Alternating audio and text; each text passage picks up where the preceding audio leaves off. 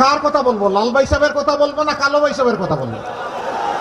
আমার ID hack করে আমার নামে এত জঘন্য একটা বিষয় চালিয়ে দেওয়া হয়েছে।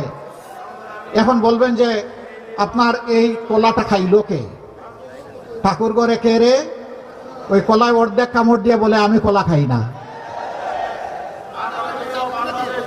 হ্যাক করেছে হ্যাকার, তাও আলহামদুলিল্লাহ ইতিমধ্যে আবিষ্কার হয়ে গেছে কারা করেছে। পৌষ মাসে পিঠা খাওয়ার জন্য বসেছেন দুই বেয়াই পাশাপাশি, ছেলের শ্বশুর মেয়ের শ্বশুর। পৌষ মাস, মিষ্টি মিষ্টি রোদ উঠেছে, তাই একজন হঠাৎ করে বাড়ির মালিক যে ডাক দিছে, লাল ভাই সাহেব একটু আসেন। তো লাল ভাই সাহেব আসে, বলে যে একটু শরিক হন। শরিক হয়েছে। এখন আরেক ব্যয় যিনি এসেছেন তিনি হা করে লাল ভাই সাহেবের দিকে তাকাই আছে, খাওয়া দাওয়া ভুলে গেছে।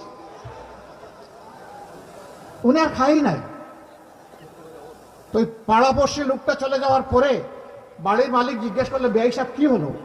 আমার একজন লোককে ডেকে, এখানে আত্মীয়কে ডেকে আপনার সাথে খাইতে বসাইলাম, আপনি খাওয়া বন্ধ করে দিলেন।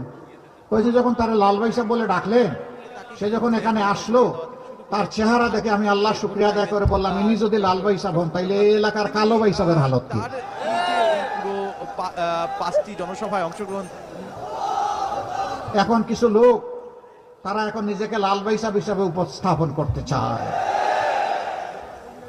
আমি মাফ করবেন, আমি মানুষের গায়ের রং নিয়ে কথা বলছি না, আমি খাসলত নিয়ে কথা বলছি।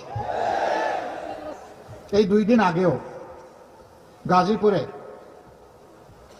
একজন ফ্যাশন ডিজাইনারকে চাঁদা চাইতে গেছিল, চাঁদা দেয় নাই, মেরে ফেলছে।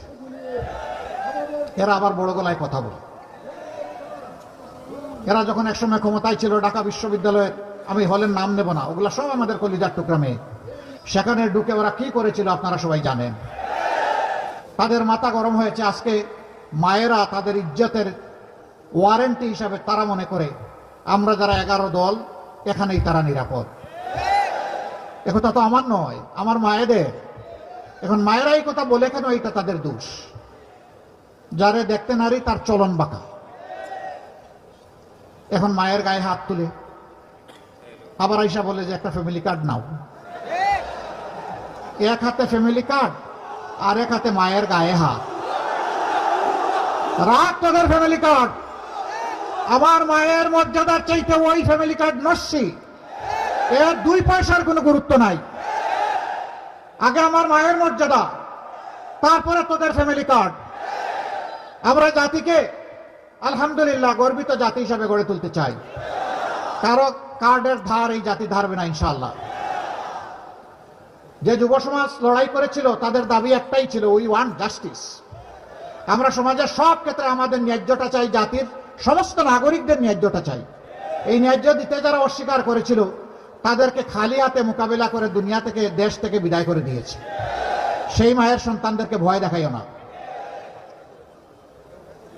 আমাদের মায়েদের গায়ে আগুন আর দিচ্ছ, আগুন জ্বলে উঠবে, আগুন।